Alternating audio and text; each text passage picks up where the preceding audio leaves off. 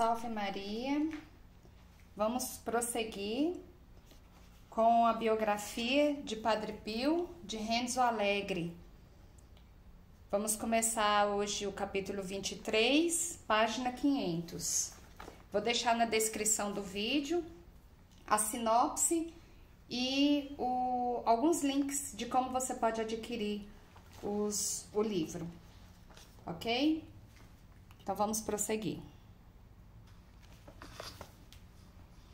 Capítulo 23. Sou um mistério. Ao longo deste livro, tenho citado com frequência episódios surpreendentes e inexplicáveis que aconteciam muitas vezes à volta de Padre Pio. Tenho referido testemunhos de pessoas que passaram ao lado do padre por experiências perturbadoras, dado seu caráter insólito e inadmissível do ponto de vista racional. Padre Pio era um grande santo, é a frase que brota espontânea. Mas talvez não seja essa a expressão justa para explicar tais fatos. Para a Igreja, a santidade consiste em praticar de forma heróica as virtudes evangélicas. O processo de beatificação tenta provar isso. Tendo chegado a uma conclusão positiva, o Papa emana o decreto de venerabilidade. Através dele, estabelece que os homens chamados a julgar, após pesquisas e apreciações, concluíram que a pessoa em questão levou uma vida santa. Foi precisamente com essas palavras que João Paulo II, a 18 de dezembro de 1997, proclamou solenemente a heroicidade das virtudes de Padre Pio. Consta que o servo de Deus Pio de Pietrelcina, no século Francesco Forgione, sacerdote professo da Ordem dos Frades Menores Capuchinhos, praticou de forma heróica as virtudes teologais da fé, esperança e caridade, tanto para com Deus como para com o próximo, bem como as virtudes cardeais da prudência, justiça e temperança, e outras associadas para fins e bens em questão. Posteriormente, em 16 de junho de 2002, na cerimônia de canonização, João Paulo II disse: Padre Pio foi um generoso dispensador da misericórdia divina, estando sempre disponível para todos através do acolhimento, da direção espiritual e, sobretudo, da administração do sacramento da penitência. O ministério do confessionário, que constitui uma das numerosas características que distinguem o seu apostolado, atraía numerosas multidões de fiéis ao convento de San Giovanni Rotondo.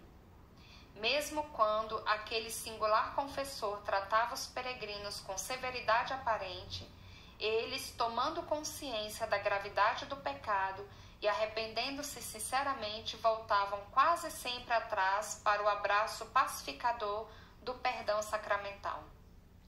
Oxalá o seu exemplo anime os sacerdotes a realizar com alegria e assiduidade esse ministério muito importante também hoje. Nenhuma referência aos numerosos fenômenos inexplicáveis de que está cheia a vida do padre. Para o processo de beatificação ou canonização, os chamados milagres ou curas prodigiosas ocorridos por intercessão do candidato à santidade, ainda em vida, não têm qualquer valor. São naturalmente examinados e analisados como expressão de um comportamento, como elementos de crônica, mas nunca considerados prova de santidade. O mesmo se aplica aos estigmas. Esse sinal, essa marca física de origem mística que lembra de forma violenta a paixão de Cristo, não constitui para a Igreja prova de santidade. Com efeito, na história das canonizações, os candidatos à santidade estigmatizados foram numerosos. Cerca de 70 passaram no exame e os seus nomes constam do martirológio. Contudo, em caso algum, os estigmas desempenharam papel comprovativo. Parece que só no caso de São Francisco de Assis foi dada uma importância relevante ao fenômeno, a ponto de ter sido considerado de origem sobrenatural. Para todos os outros, o juízo manteve-se inconclusivo. O processo de beatificação, para ser concluído, requer também um milagre, mas este deve acontecer depois da morte do candidato à santidade. Tal milagre é exigido como aprovação, como confirmação por parte de Deus, do juízo já expresso pelos homens. O terceiro e último processo é o milagre para a canonização, que deve ter ocorrido após a beatificação. Comprovado este milagre, o beato é canonizado e elevado aos altares como santo. Toda a fenomenologia clamorosa, estrondosa e inexplicável presente durante a vida, ou seja, quando o candidato ainda estava vivo, não pesa no julgamento. Então, como são julgados aqueles fatos? Que valor se lhes atribui? São sinais do maravilhoso, sinais de uma realidade que por enquanto nos escapa, mas que deveria fazer parte daquele mundo fantástico a que somos chamados no reino dos céus. Se alguém agradecia a Padre Pio por ter sido curado de alguma doença grave, ele replicava: não agradeça a mim, agradeça ao patrão. Ou seja, reconhecia que tinha havido uma intervenção direta de Deus. Contudo, para designar muitas outras experiências maravilhosas e inexplicáveis que ocorriam à sua volta, recorria à palavra mistério. Dizia ele: eu sou um mistério frente a mim próprio. Ficava estupefado com aquilo que fazia e que lhe acontecia, mas não considerava tais coisas milagres, mas sim expressões e consequências do estado de quem vive em contato com o sobrenatural. Tais experiências, presentes de forma tão abundante na vida de Padre Pio, como aliás na vida de todos os outros santos, não são provas de santidade, mas antecipações estupendas de como será a existência na outra dimensão e recordações maravilhosas de como era a vida do homem no Éden, antes do pecado. Padre Pio é chamado muitas vezes o frade com estigmas, mas também o designam por o religioso de cuja pessoa emanavam perfumes suavíssimos que podiam ser sentidos a milhares de quilômetros. O religioso que realizava viagens assombrosas fora do corpo, em bilocação. O religioso que tinha capacidade de ler no pensamento, de conhecer a vida privada das pessoas sem nunca as ter visto antes. O religioso que falava com os mortos, que recebia visitas de entidades espirituais, que lhe revelavam segredos e acontecimentos que ainda estavam para ocorrer. O religioso que operava curas fantásticas e conversões imprevistas, e que empreendia lutas furiosas contra as forças obscuras do mal. Todas essas frases descrevem fenômenos portentosos e inexplicáveis, continuamente presentes na vida do padre. Já nos referimos de outras vezes aos estigmas, às lutas com Satanás, às curas milagrosas e às visões de entidades espirituais. Contudo, vale a pena dedicar um pouco de espaço a outros fatos inexplicáveis.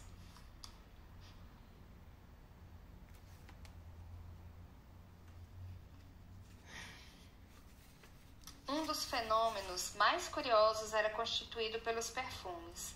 Com efeito, da pessoa de Padre Pio emanava um perfume suavíssimo, a que muitos chamavam perfume do paraíso. Foi constatado milhares de vezes, não só por devotos e admiradores, mas também por muitos inimigos declarados do padre. Os estudiosos de hagiografia chamam esse perfume odor de santidade. Manifesta-se de um modo geral depois da morte da pessoa em causa. O cadáver do santo emana um eflúvio delicioso, quase como sinal de que as consequências nocivas da decomposição são interrompidas naquele corpo privilegiado. Foi o que aconteceu a Santa Humiliana, a São Domingos, fundador da Ordem dos Dominicanos, a São Pascal, a Santa Rosa de Viterbo, a Santo Afonso de Ligório, a Santa Maria de Pazzi e a muitos outros. Constatou-se ainda que o cadáver de São Cassimiro, protetor da Polônia, emitia perfumes intensos, mesmo passados 120 anos após a sua morte. Contudo, também houve alguns santos que emanavam perfumes durante a vida. Santa Teresa do Menino Jesus emitia odores suavíssimos das suas vestes e da sua boca. O mesmo acontecia a São José de Cupertino, a Santa Rita de Cássia, a São João da Cruz e a São Francisco de Paula. Em Padre Pio, o perfume manifestava-se de repente, sem justificação precisa. Durava alguns instantes ou então várias horas. Podia ser sentido por multidões inteiras. Era intenso e penetrante, ou passageiro e difuso. Não era captado por todos ao mesmo tempo e na mesma medida. Podia acontecer que uma pessoa o sentisse, mas quem estivesse ao seu lado não. Alguns sentiam perfume de rosa, outros de violeta, outros de jasmim, outros ainda de incenso, de lírio, de alfazema e etc. Em todos eles, esse perfume provocava uma sensação de grande serenidade e alegria interior. O cheiro era detectado na pessoa do padre, nos objetos por ele tocados, nas vestes que ele usava e nos locais por onde tinha passado. Também se podia sentir a distância quando se pensava em Padre Pio ou se falava dele. O professor Luigi Romanelli, um dos primeiros médicos incumbidos de analisar os estigmas de Padre Pio, sentia esse perfume desde o primeiro encontro. Mais tarde, quando outros estudiosos tentaram explicar o fenômeno como fruto da sugestão, o professor fez por escrito a seguinte declaração extremamente interessante. Cada vez que ouço falar do perfume de Padre Pio, lembro-me bem que também eu o senti. Em junho de 1919, quando visitei pela primeira vez San Giovanni Rotondo, mal fui apresentado ao padre, notei que do seu corpo provinha certo odor. Disse ao padre superior que estava conosco: não me parece bem que um frade tão considerado use perfumes. Nos dias seguintes, em que permaneci em San Giovanni Rotondo, não notei mais nenhum odor, embora entrasse na cela e estivesse sempre acompanhado por Padre Pio. Antes de partir, precisamente durante a tarde, ao subir as escadas, senti de repente o mesmo perfume do primeiro dia. Não era sugestão minha. Primeiro, nunca ninguém me tinha falado de tal fenômeno. Segundo, se tivesse sido sugestionado, devia sentir aquele odor continuamente e não com um intervalo tão longo. Quis fazer esta declaração por estar muito difundido o hábito de atribuir a sugestão a aqueles fenômenos que não se podem ou não se sabem explicar. O doutor Giorgio Festa, o outro médico que nos anos 20 estudou os estigmas do padre, referiu no seu relatório um episódio muito significativo. Durante a minha primeira visita a Padre Pio, escreveu ele, retirei da ferida do seu lado um pano embebido em sangue que levei comigo para análise microscópica. Pessoalmente, não senti nenhuma emanação especial. Contudo, um distinto oficial e outras pessoas que, ao regressarmos de San Giovanni Rotondo, se encontravam no automóvel comigo, embora não soubessem que, fechado no estojo, eu tinha guardado aquele pano, e apesar da intensa ventilação provocada pela grande velocidade do veículo, sentiram muito bem a sua fragrância e garantiram-me que correspondia precisamente ao perfume que emanava com frequência da pessoa de Padre Pio. Tendo chegado a Roma, nos dias seguintes e durante um longo período de tempo, o mesmo pano, conservado no móvel do meu consultório, perfumou tão bem o ambiente que muitas pessoas que vinham consultar-me me perguntavam qual a origem e a razão de tal fragrância.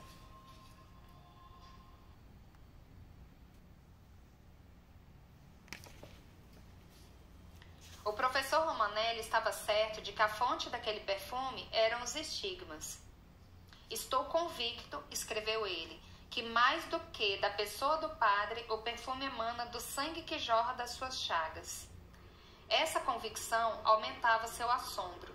Aqueles que se ocupam da conservação de carnes de animais sabem que para alcançarem o seu objetivo é necessário sangrá-los bem, sendo precisamente o sangue, dentre todos os tecidos orgânicos, aqueles que mais rapidamente entram em decomposição. O próprio sangue, acabado de brotar das veias de um organismo vivo, não emana perfumes nada agradáveis. Longe de estimular a mucosa olfativa com qualquer sensação boa, os panos ensopados com o sangue que brota das feridas de Padre Pio deveriam ser fonte de repulsa e não certamente de perfume, até mesmo pelo fato de que, por vezes, ele os usar durante bastante tempo. Este fenômeno, na sua simplicidade, na elevada eloquência com que se apresenta o nosso estudo, é, portanto, contrário a toda a lei natural científica, ultrapassa toda discussão lógica e, para sermos honestos, só podemos constatar a sua realidade.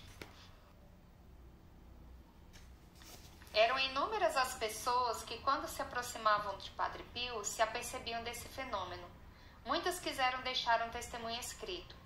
Padre Rosário de Alaminuza, durante 3 anos superior do convento dos Capuchinhos em San Giovanni Rotondo e, portanto, superior do próprio Padre Pio, escreveu: eu senti aquele perfume todos os dias, à hora das vésperas, durante cerca de 3 meses seguidos, nos primeiros tempos após a minha chegada a San Giovanni Rotondo. Ao sair da minha cela, contígua à de Padre Pio, sentia vir desta um odor agradável e forte, cujas características não sou capaz de precisar. Por vezes, o perfume emanava da cadeira utilizada por Padre Pio durante a confissão dos homens, e outras vezes das suas mãos. Anita Hidini, de Reggio Emília, seguia a viagem com destino a San Giovanni Rotondo. Levava consigo uma fotografia da sua filhinha doente para pedir ao padre que a abençoasse. No trem Nápoles-Foggia, começou a conversar com outras 5 pessoas, entre as quais um coronel de Messina. Falaram de Padre Pio e, nesse momento, fui envolvida por uma vaga de perfume. Perguntei aos outros 5 se o sentiram e todos me responderam que não. Pouco depois, todos o sentiriam, mas embora eles o tenham sentido apenas por pouco tempo, eu continuei a senti-lo até depois de Benevento. A irmã Caterina Cuzzani era superiora do colégio Santa Maria de Baquera, Palermo. Na noite de 18 de novembro de 1948, depois de ter falado com as outras religiosas das conversões operadas por Padre Pio, retirou-se para o seu quarto e mal apagou a luz e deitou a cabeça na almofada, foi invadida por um estranho e doce perfume. Cheirava a incenso, mas com mais qualquer coisa à mistura, impossível de descrever.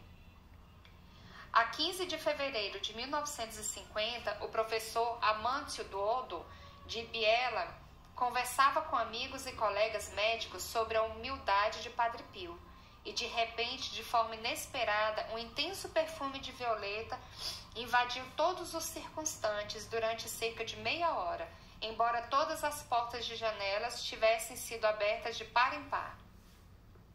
O Dr. Eduardo Bianco, médico cirurgião de Valesmonso, conta: em muitas ocasiões fui obrigada a abandonar a minha desconfiança, porque o meu olfato sentiu repetidas vezes perfumes de rosas, violetas e cravos, cuja fonte indubitavelmente não tinha nada de artificial.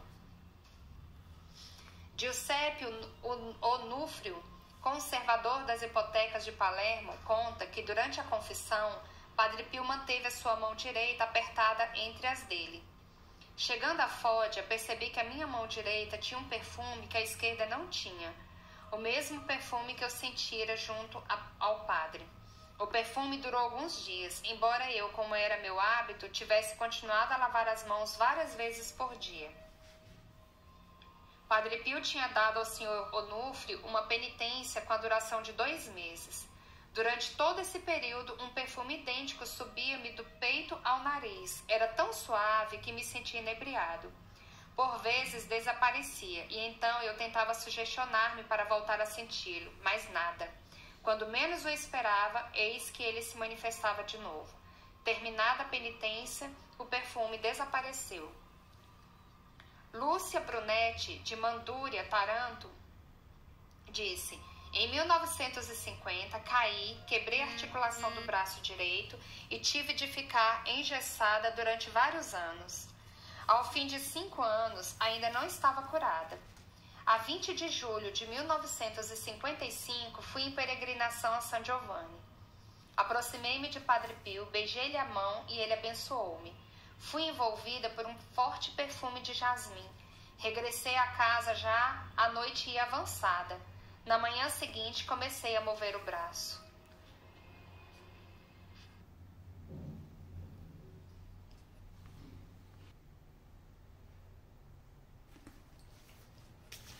Padre Alberto D'Appolito, confrade e amigo de Padre Pio, foi testemunha de muitos episódios associados ao misterioso perfume. Através daquele perfume, Padre Pio fazia-me sentir a sua presença, mesmo quando estava muito afastado dele. Contou-me. Certo dia, em setembro de 1955, quando era pároco em São Severo, decidi acompanhar cerca de 50 dos meus paroquianos em peregrinação ao Santuário de Nossa Senhora das Lágrimas, em Siracusa. Antes da partida, fui cumprimentar Padre Pio. Venha conosco, pedi-lhe. Vão que eu o seguirei, respondeu ele. Aquela frase fez-me compreender que nos protegeria durante a viagem. Partimos, e foi uma viagem dramática. Aconteceu de tudo. Os peregrinos foram atingidos por dores abdominais por terem comido com gula excessiva melões aquecidos pelo sol. No caminho entre Caltanissetta e Palermo, em pleno campo, durante a noite, o ônibus foi obrigado a parar, porque a estrada estava obstruída por pedras e troncos.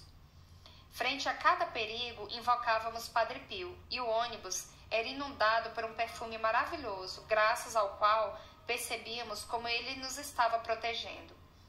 Tendo regressado a casa, dirigimos-nos a San Giovanni Rotondo, a fim de agradecer ao padre, e este, ainda antes de lhe termos contado o que tinha acontecido, disse-nos a rir. Fizeram uma bela figura com aqueles melões, e depois que medo aquela noite na estrada de Palermo. Também Giovanni Gugliozzi, célebre jornalista da rádio italiana, escritor e comediógrafo, no início dos seus encontros com Padre Pio, fez a experiência do misterioso perfume. Ouvi falar do padre pela primeira vez imediatamente depois da guerra por um amigo, Carlo Trabucco, que era jornalista como eu. Falava com tal entusiasmo que até me parecia excessivo. A minha reação, então, era de indiferença e de incredulidade, sobretudo quando meu amigo referia certos fenômenos, como os perfumes de Padre Pio, que muitos diziam sentir até em lugares bastante afastados do religioso. A dado momento, porém,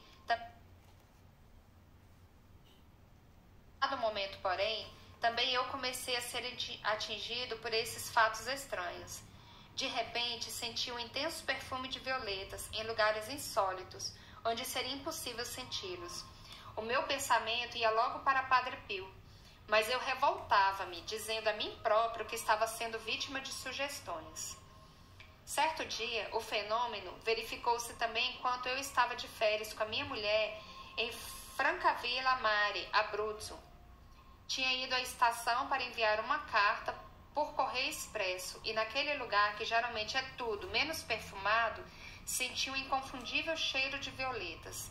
Enquanto refletia sobre tal fato, a minha mulher perguntou-me: "Mas de onde vem este perfume?"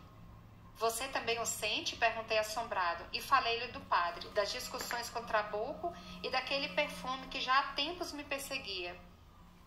"Se eu fosse você", retorquiu a minha mulher, "partiria imediatamente para San Giovanni Rotondo." No dia seguinte, empreendemos a viagem. Quando cheguei à sua presença, o padre disse-me: "Ah, eis o nosso herói, o que não foi preciso para trazê-lo aqui." Nesse mesmo instante, tive a possibilidade de falar com ele, e a partir de então, a minha vida sofreu uma grande transformação. Outro fenômeno desconcertante em Padre Pio eram as bilocações. O padre dizia por vezes aos confrades que o acompanhavam à noite até o quarto antes do repouso noturno: "Agora começa um novo dia para mim." Poucos compreendiam o sentido daquela frase, mas quem o conhecia sabia bem que aquelas palavras ocultavam um fato misterioso dos mais perturbadores: as bilocações. Entende-se, através desse termo, que uma pessoa se encontra ao mesmo tempo em dois lugares diferentes, ou seja, dá-se nela uma espécie de desdobramento psicofísico. Embora permanecendo onde habitualmente vive, a pessoa mostra-se e atua em outro lugar, que pode estar situado a milhares de quilômetros de distância.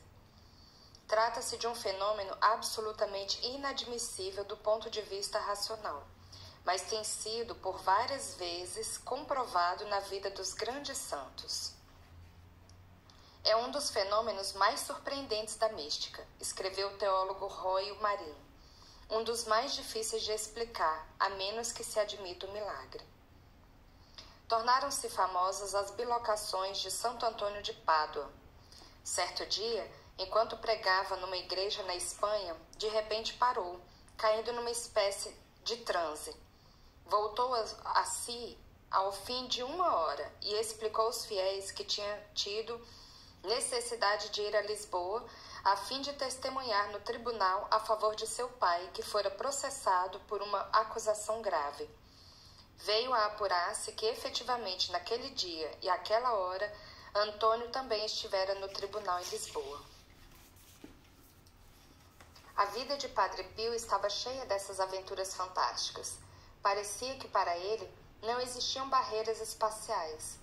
Deslocava-se de um lado para o outro do mundo com a ligeireza da fantasia.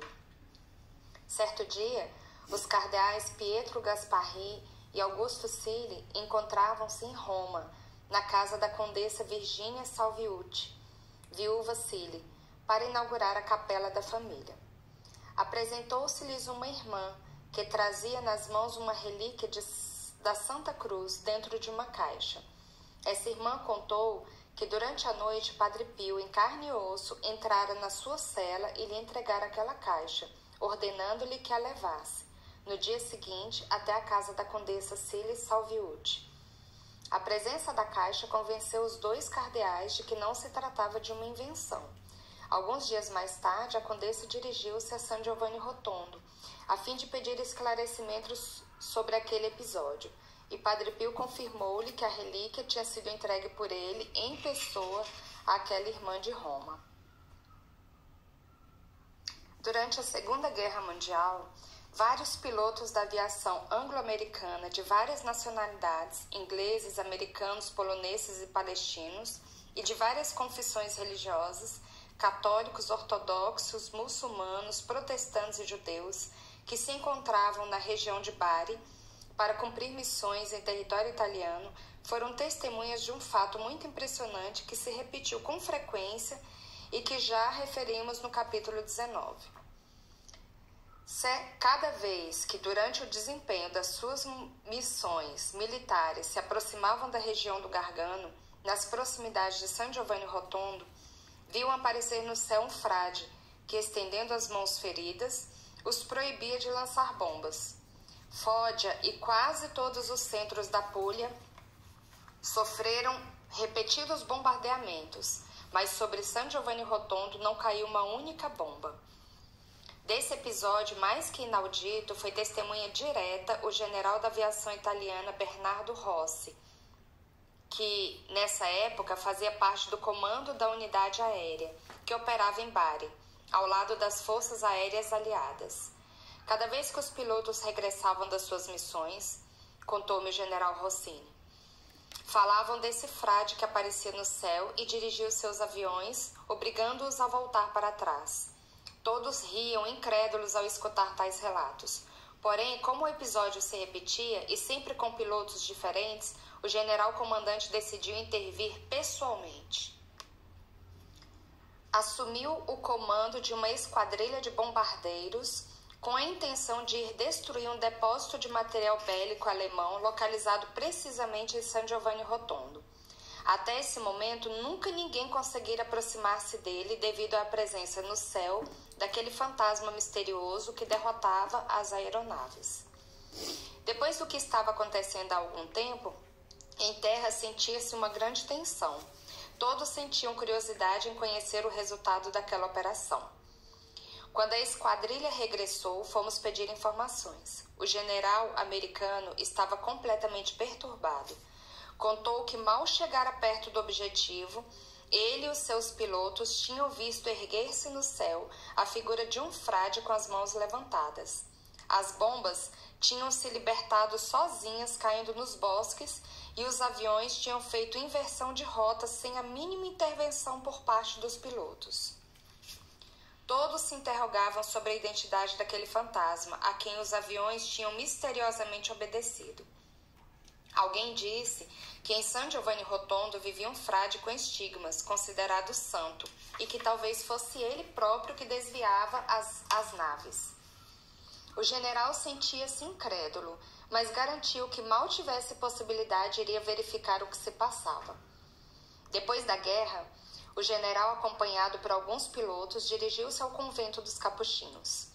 Mal atravessou o limiar da sacristia, deparou com vários frades, entre os quais reconheceu imediatamente aquele que detivera os seus aviões. Padre Pio foi ao encontro dele e, pousando-lhe uma mão no ombro, disse-lhe: então era você que queria fazer-nos ir a todos pelos ares? Fulminado por aquele olhar e pelas palavras do frade, o general ajoelhou-se à sua frente. Padre Pio tinha falado como de costume em dialeto de Benevento, mas o general e os outros pilotos americanos compreenderam todas as palavras e estavam convencidos de que ele falara inglês. Em 1949, o cardeal Joseph não sei falar esse nome, primaz da Hungria, foi feito prisioneiro pelo regime comunista do seu país e condenado à prisão perpétua devido à sua fidelidade ao Vaticano. Foi um acontecimento que durante muito tempo interessou a opinião pública ocidental. Houve intervenções políticas de vários governos, destinadas a libertar o ilustre purpurado, mas sem resultados. Na prisão, o cardeal pediu que lhe fornecessem os meios necessários para celebrar a missa, mas foram-lhe recusados. Eis então que no dia seguinte, de manhãzinha cedo, se apresentou na cela do cardeal um frade capuchinho, com tudo o que era necessário para a celebração da missa. Esse frade foi visto não só pelo cardeal, mas também pelos outros presos que com ele viviam. Ajudou o purpurado a vestir os paramentos sagrados, ajudou a missa e depois partiu levando tudo consigo. Este episódio repetiu-se por várias vezes e não pôde ser mantido em segredo. Era extremamente clamoroso e por isso, depois da libertação do cardeal, em 1958, alguns sacerdotes húngaros que o tinham ouvido contar por testemunhas oculares quiseram verificar o ocorrido através de alguém autorizado. Dirigiram-se a um amigo e colaborador de Padre Pio, o comendador Angelo Battisti, então administrador da Casa Alívio do Sofrimento. Contaram-lhe o fato e encarregaram-no de perguntar diretamente a Padre Pio se os relatos correspondiam à verdade. Battisti fez o que lhe pediam e Padre Pio confirmou suas visitas à prisão de Budapeste. Angelo Battisti contou-me toda essa experiência incrível e, quando estava prestes a morrer, quis confirmá-la por escrito. Ainda hoje conservo as páginas que ele escreveu com a sua mão já trêmula. Padre Pio confirmou a visita ao cardeal, que também não sei falar esse nome, na prisão, escreveu Battisti. Ingenuamente perguntei-lhe se o tinha conhecido e se lhe tinha falado. Ele respondeu-me: vimos-nos, falamos e quer que não nos tenhamos conhecido? O diabo é feio, mas os seus perseguidores, com as suas horríveis torturas, tinham-no deixado mais feio do que o próprio diabo. Padre Alberto d'Apólito contou-me o seguinte: em 1970, fui a Collevalenza, na província de Perugia, onde conheci Madre Esperança, a famosa irmã de origem espanhola, também era estigmatizada, que morreu com fama de santidade em 1983. Eu estava acompanhado pelo advogado Guglielmo Giordanelli e pelo padre Dino, superior do Instituto da Madre Esperança. Entre mim e a irmã estabeleceu-se um diálogo que deveria ser definido como alucinante, se eu não estivesse convencido de que a Madre Esperança era uma santa. Madre, sou um capuchinho de San Giovanni Rotondo, apresentei-me eu saudando-a. Não quero fazê-la perder tempo, peço-lhe apenas que reze por mim e pela beatificação de Padre Pio. Madre Esperança, erguendo os olhos e fixando-os em mim, respondeu: eu rezo sempre por Padre Pio. Conheceu? Conheci, já ouvi várias vezes. Onde? Em San Giovanni Rotondo? Não, nunca fui a San Giovanni Rotondo. Então onde? Em Roma. Madre, isso não é possível. Padre Pio só foi uma vez a Roma em 1917 para acompanhar sua irmã até o convento de Santa Brígida. Nessa altura, a madre encontrava-se na Espanha. Certamente enganou-se, tomando qualquer outro frade capuchinho por Padre Pio. Não me enganei, retorquiu a Madre Esperança. Era mesmo Padre Pio. Em que lugar de Roma o viu? No Santo Ofício, todos os dias, durante um ano inteiro. Usava luvas sem dedos, para ocultar as suas chagas. Eu saudava-o, beijava-lhe a mão e, por vezes, dirigia-lhe a palavra. Ele, por sua vez, respondia-me. Isso aconteceu entre 1937 e 1939, quando eu estava ao serviço do Santo Ofício. Madre, não se ofenda se eu lhe disser que não posso acreditar nas suas palavras. Madre Esperança respondeu-me com grande doçura. Você é livre de pensar como quiser. Repito que vi Padre Pio todos os dias durante um ano em Roma. Sempre rezei por ele e agora rezo pela sua glorificação. Padre Constantino Capobianco, confrade de Padre Pio, contou o seguinte. Eu estava à mesa em San Giovanni Rotondo com os meus outros confrades. Era o dia em que se festejava a Madonna della Libera, em Pietreutina, padroeiro do local. Padre Pio levantou-se para sair. Padre Bernardo de Pietreutina pediu-lhe que ficasse mais um pouco. Padre Pio respondeu: esqueceu-se que hoje é a festa na nossa terra? Tenho de ir à procissão. Essa frase poderia parecer uma piada, mas muitas pessoas afirmariam que nesta tarde tinham visto Padre Pio na procissão em Pietreutina.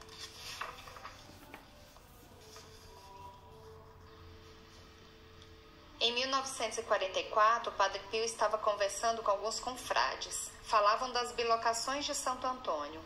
Um deles perguntou: eu gostaria de saber como se dá concretamente a bilocação, se o santo sabe o que quer, para onde vai e como se desloca. Padre Pio respondeu: sabe o que quer e para onde vai, mas não sabe se vai apenas em espírito ou em corpo e espírito.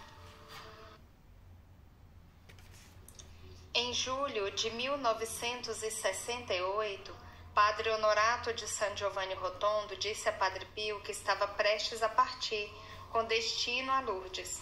Convidou-o a acompanhá-lo. Padre Pio respondeu: em Lourdes eu já estive muitas vezes.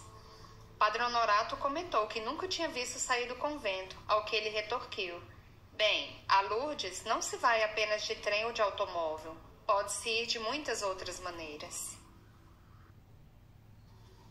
A 14 de outubro de 1966, Padre Pio disse à sobrinha Pia Forgione: daqui a 2 anos eu não estarei mais aqui. E repetiu: daqui a 2 anos eu não estarei mais aqui, pois já terei morrido.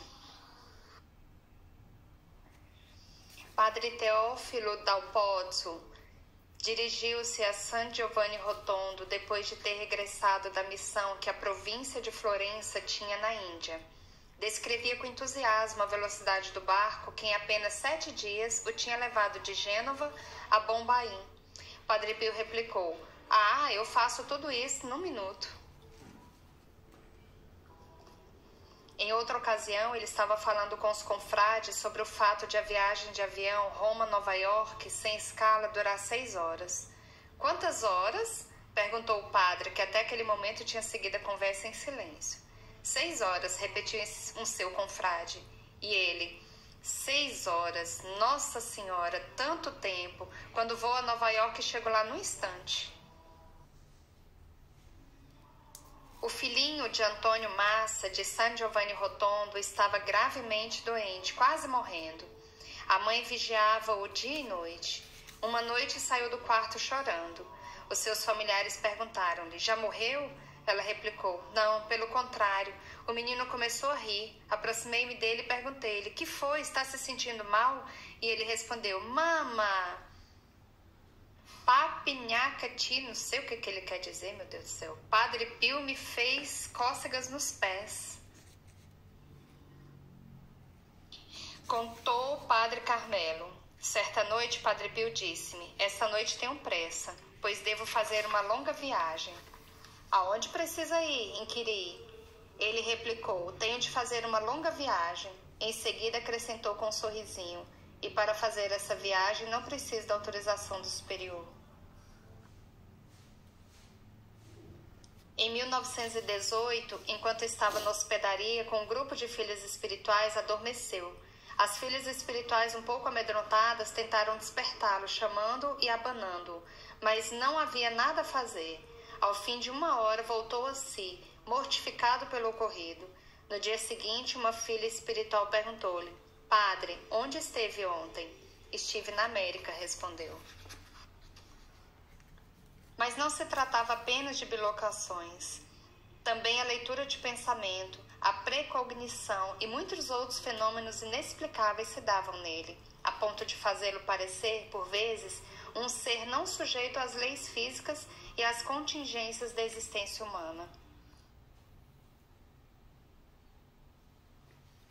O Dr. Kingsley, colaborador de Padre Pio, contou o seguinte: recebi uma carta da América com o pedido de entregá-la a Padre Pio. Impossibilitado de ir vê-lo, coloquei-a na gaveta e esqueci-me dela. Em seguida recebi outra carta da mesma pessoa em que me agradecia porque Padre Pio tinha respondido a todas as suas perguntas. Percebi então que a carta ainda se encontrava na minha gaveta. Corradina Trapani de Noto diz: em 1967 fui a San Giovanni. Assisti à missa e queria confessar-me, mas não tinha agendado. Além disso, uma senhora advertiu-me que o meu casaco era demasiado curto e que, assim, não poderia ter acesso à confissão de Padre Pio. Invoquei então meu anjo da guarda, pedindo-lhe para fazer com que o padre soubesse que eu estava para partir e queria falar-lhe. Passados poucos minutos, aproximou-se de mim uma senhora de Loreto que me disse: venha comigo. Foi Padre Pio que me mandou vir ao seu encontro, pedindo-me que lhe emprestasse o meu casaco. Foi uma confissão inesquecível. Quando me preparava para sair, o padre lembrou-me que havia qualquer coisa para ele na minha bolsa. Com efeito, eu esquecera-me de lhe entregar algumas cartas que me tinham sido confiadas por outras suas filhas espirituais. Humberto Muzzorella, de Giardini Naxos, Messina, disse: em 1952, sendo eu militar em Marina, o meu navio aportou na Manfredônia e aproveitei para fazer uma visita a Padre Pio. A minha mãe estava muito doente, com uma grave crise de asma brônquica. Por isso escrevi uma carta que deveria entregar pessoalmente a Padre Pio, pedindo a sua cura. Parti acompanhado por mais uma dezena de outros marinheiros. Ao chegar, esperamos um pouco na sacristia até que Padre Pio entrou. Fomos tomados por forte emoção e eu me esqueci da carta que levava no bolso. O padre passou abençoando a todos e depois voltou para trás de repente. Aproximou-se de mim, pousou-me a mão no ombro e perguntou: que tem para me dar? Fiquei estonteado e comovido. Entreguei-lhe a carta e ele me deu o assentimento com a cabeça, sem a ler. Passados poucos dias, a minha mãe começou a melhorar. A senhora Antima Cosima Mattarelli contou que o seu marido era muito tímido. Durante uma das suas viagens a San Giovanni Rotondo, não se atrevia a tomar lugar para se confessar. Eu o incitava a aproximar-se do confessionário de Padre Pio, mas como ele era tímido, não conseguia intrometer-se no meio daquela multidão de homens. Enquanto passeava lá fora, esperando o momento oportuno para entrar, ouviu de repente uma voz atrás de si: Bom homem, há 3 dias que tenta entrar e não tem coragem. Venha confessar-se. Meu marido começou a tremer e, com os olhos cheios de lágrimas e de assombro, não pôde deixar de se ajoelhar aos pés de Padre Pio. Quando finalmente teve coragem para o olhar, o padre sorria-lhe. Maria Imaculada Sainato de Locre contou o seguinte: em 1959, um dos meus filhos adoeceu. Tinha febre altíssima que, apesar dos antibióticos, subira a 41 graus. No hospital, os médicos não acreditavam naquela febre e, após várias medições, constataram que a temperatura da criança chegara efetivamente aos 41,7 graus. Havia poucas esperanças de vida para o meu filho. Enviei um telegrama a Padre Pio, pedindo a sua ajuda. No dia seguinte, recebi a resposta. Padre Pio reza e abençoa o doentinho e o seu pai. Recobrei o ânimo, mas interrogava-me por que razão o padre também tinha abençoado o pai. Tive a explicação alguns dias mais tarde, quando soube que meu marido, que viajava de moto, tinha ido para a beira de uma ponte devido a uma avaria imprevista no veículo, ficando a poucos centímetros do precipício, salvando-se por milagre. Nesse meio tempo, a febre da criança tinha baixado. Maria Celeste Starraba, de Palermo, falou: em 1945, fui a San Giovanni Rotondo para conhecer Padre Pio. Tomei lugar na fila para me confessar. Enquanto esperava pela minha vez, pensei em tudo o que devia dizer-lhe. Mas ao chegar à sua presença, fiquei bloqueada. O padre percebeu a minha timidez e interpelou-me com um sorriso. Quer que seja eu a falar por você? Anuí, e passados alguns instantes fiquei estupefada. Padre Pio disse-me, palavra por palavra, tudo aquilo que deveria ter sido eu a dizer-lhe. Irmã Fierro Mazzei, de Montella Avelino, nos conta: em setembro de 1958, o nosso bispo diocesano organizou uma peregrinação a San Giovanni Rotondo. Inscrevi-me imediatamente, porque queria conhecer Padre Pio. Partimos muito cedo, em 2 ônibus, pois devíamos chegar antes das 7, hora a que o padre saía à janela para abençoar a multidão.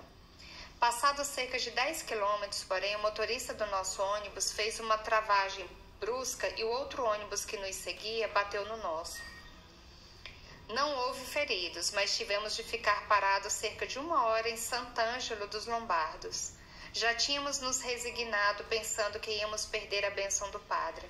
Quando chegamos a San Giovanni, o adro estava apinhado de gente que falava com ar preocupado e agitado. Nesse momento, o padre apareceu à janela e abençoou-nos. Soubemos depois que o padre tinha atrasado 1 hora de forma inexplicável o encontro marcado com os fiéis. Daí toda aquela preocupação. Depois da missa, o nosso bispo foi saudar o padre. Contou-nos depois que Padre Pio, dando-lhe uma palmadinha no ombro, lhe dissera: viu que não aconteceu nada? Eu fiquei esperando vocês para abençoá-los. Manina Zápia, de Praia Amare, Consensa, nos conta.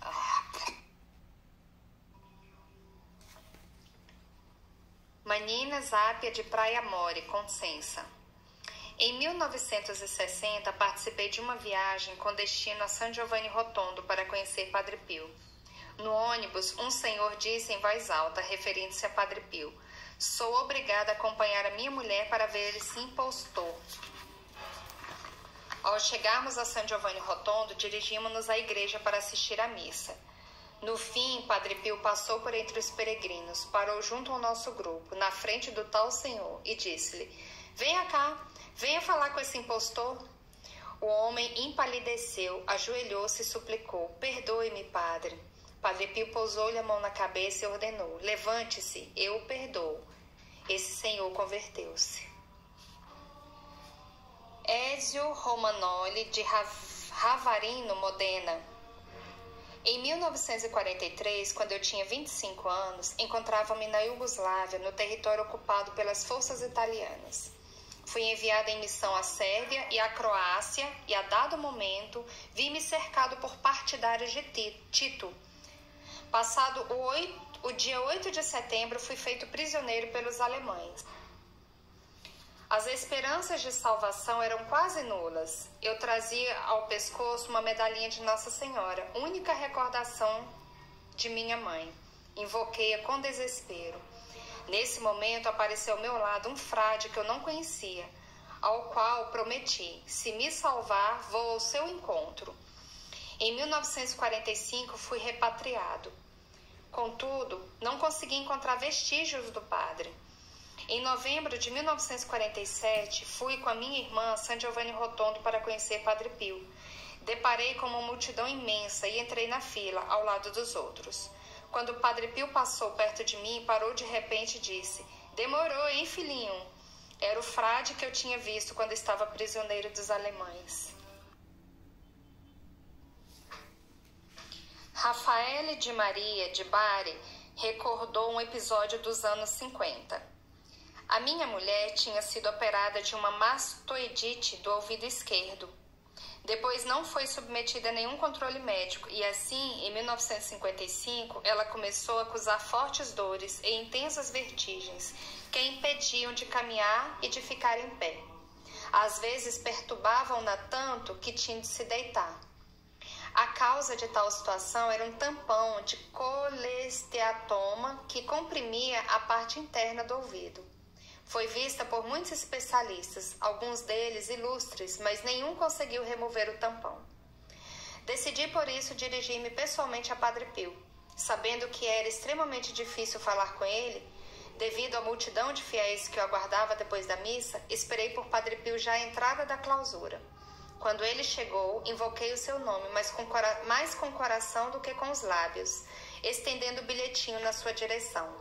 Voltou-se lentamente para mim, pegou no pedacinho de papel e esfregou alguns instantes por entre os dedos, sem o ler.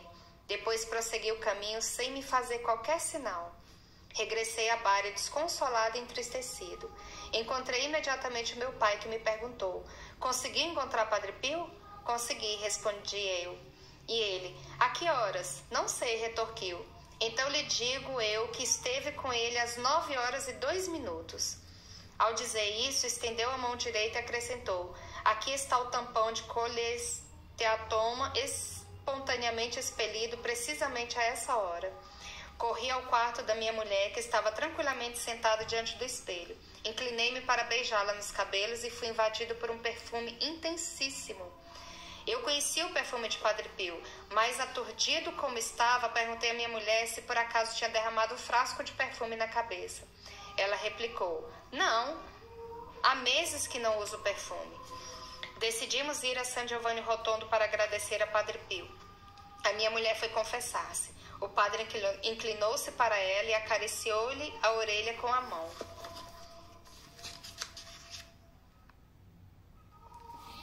Ana Stróquia Catanese contou o seguinte: em 1953, o meu filho Mário, ainda criança, começou a chorar e a gritar sem razão aparente. Sentia dores fortíssimas no peito e no estômago. Chamamos vários médicos, mas nenhum compreendia o que se passava. Mário foi internado. Fizeram-lhe os exames necessários e descobriram um bloqueio nos intestinos, uma invaginação intestinal que também poderia ser um tumor. Era preciso operar.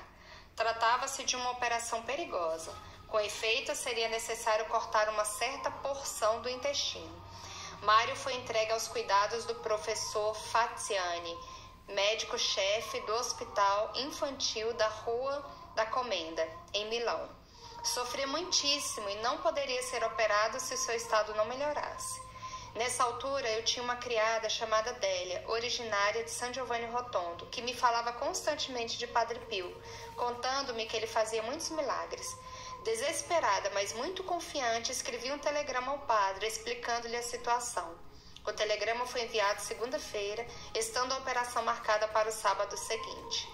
Em pouquíssimo tempo, recebi a resposta que dizia: Padre Pio reza e abençoa. Coloquei logo o telegrama embaixo do travesseiro de Mário e imediatamente cessaram todos os gritos e dores. O meu filho adormeceu às 14h, hora em que recebi o telegrama, e dormiu até às 6, sem uma queixa. Os médicos, as irmãs e os enfermeiros entreolhavam-se estupefatos. Mário ia melhorando dia a dia. Sábado de manhã, o dia marcado para intervenção cirúrgica, o radiologista me chamou e disse-me, com as radiografias na mão: "Isso é um milagre, Mário estava curado." Rosária Bencardino, de Agropoli, contou: "Em 1954, o meu pai, então ferroviário, adoeceu com uma enfermidade estranha que lhe imobilizou os membros inferiores. A situação ia piorando e então decidiu ir a San Giovanni Rotondo, aonde chegou com grandes dificuldades, acompanhado e amparado pelo meu tio. Na igreja encontrou o Padre Pio, que ao ver como ele se arrastava por entre a multidão, exclamou em voz alta: 'Abri caminho para esse ferroviário passar.' Contudo, não conhecia o meu pai, nem podia saber qual era a sua profissão.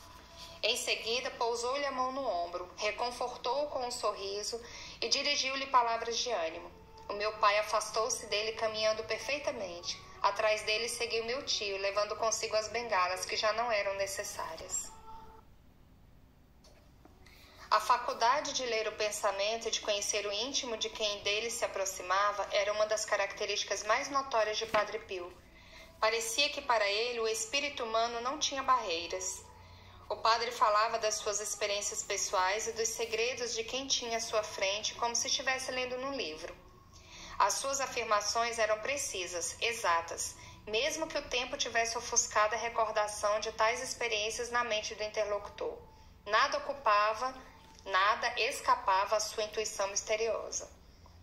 Muitos grandes santos eram dotados dessa prerrogativa, sobretudo aqueles que desempenharam o papel de guias espirituais. Em Padre Pio, essa faculdade traduzia-se, por vezes, na percepção precisa, quase material, do pensamento de quem estava ao seu lado. Certo dia, Carlo Campanini, o ator e grande filho espiritual de Padre Pio, tinha acompanhado a San Giovanni Rotondo um colega seu, que sentia curiosidade, mas também ceticismo. Quis que ele assistisse à missa. A igreja estava apinhada. Enquanto se aproximavam do altar, o colega de Campanini, olhando à sua volta, comentou: "Quantos imbecis vêm aqui prestar honras a esse bufão, que se arma num santo?" Nesse instante, Padre Pio voltou-se do altar para o povo e, fitando aquele senhor, disse com voz forte: "Orai, irmãos, não por mim, mas por aquele pobre filhinho que nesse momento está dizendo que sou um bufão."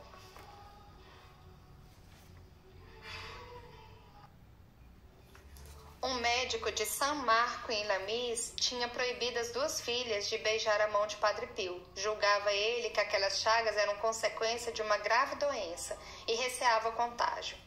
Certo dia, as duas moças foram visitar o convento, acompanhadas por outras amigas. Vendo que todas as suas companheiras beijavam a mão ao padre, para não ficar atrás, aproximaram-se para fazer o mesmo.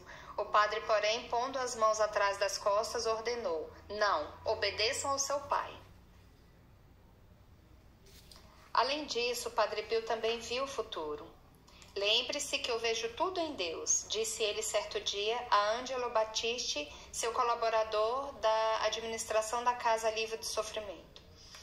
Tinha um conhecimento da realidade que ultrapassava os limites do espaço e do tempo, ou seja, podia ver acontecimentos que nesse momento estavam acontecendo fora do alcance do seu olhar, e também acontecimentos que ainda não tinham ocorrido e que, portanto, só viriam a realizar-se no futuro.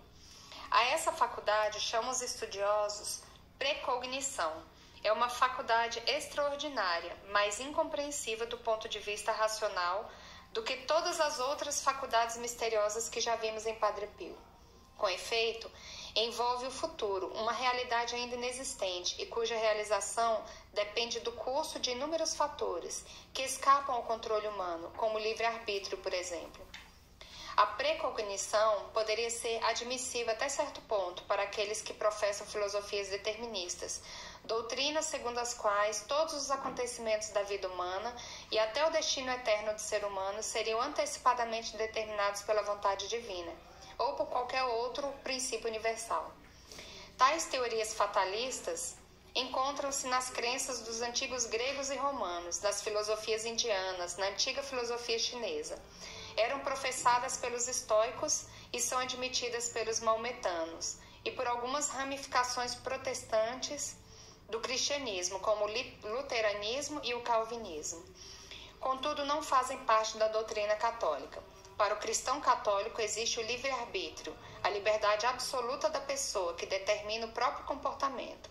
Segundo essa perspectiva, a precognição torna-se racionalmente inconcebível. Só pode ser justificada como carisma místico excepcional, o dom que Deus concede gratuitamente em certos casos particulares a grandes almas, do poder ver nele o resultado, a conclusão de livres escolhas das pessoas. Talvez por isso o Padre Pio dissesse: vejo tudo em Deus. Já tivemos a oportunidade de citar vários episódios. As suas previsões sobre a conclusão da guerra e sobre o futuro da casa livre do sofrimento. Em abril de 1961, Padre Agostinho de Campolieto teve de ir à Argélia para fazer uma pregação e foi despedir-se de Padre Pio, que lhe disse: não parta, está indo ao encontro de um perigo.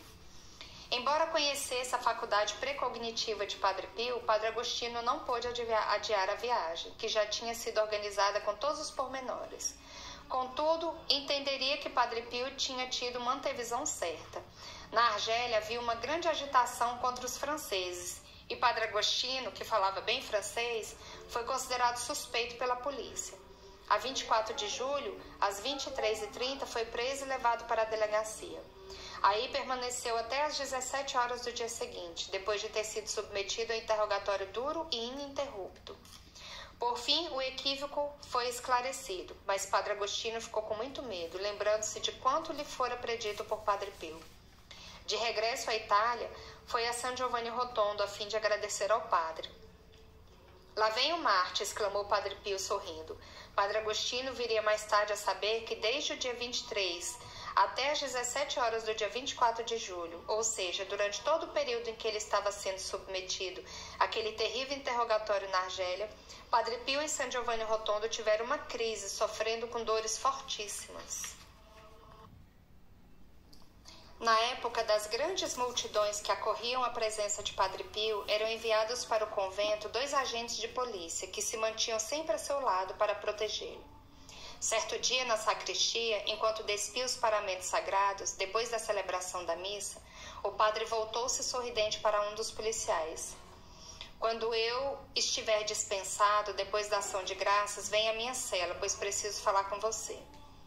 O policial, muito contente, esperou que Padre Pio terminasse e depois se dirigiu à cela do religioso.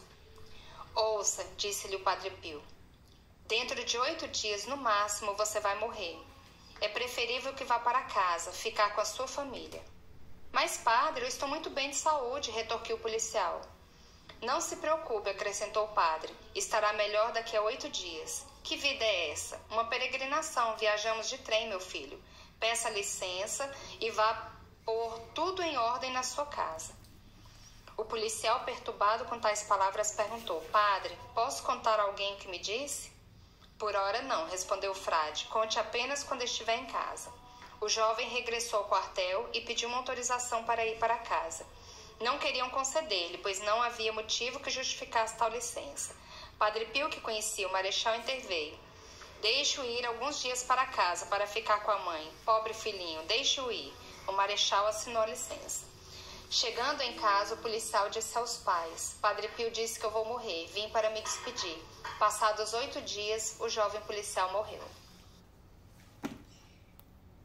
Sei que ficou bem longa essa, mas eu cortei muitas coisas, o capítulo ele é imenso e só lendo mesmo na íntegra. Então, salve Maria, até o próximo.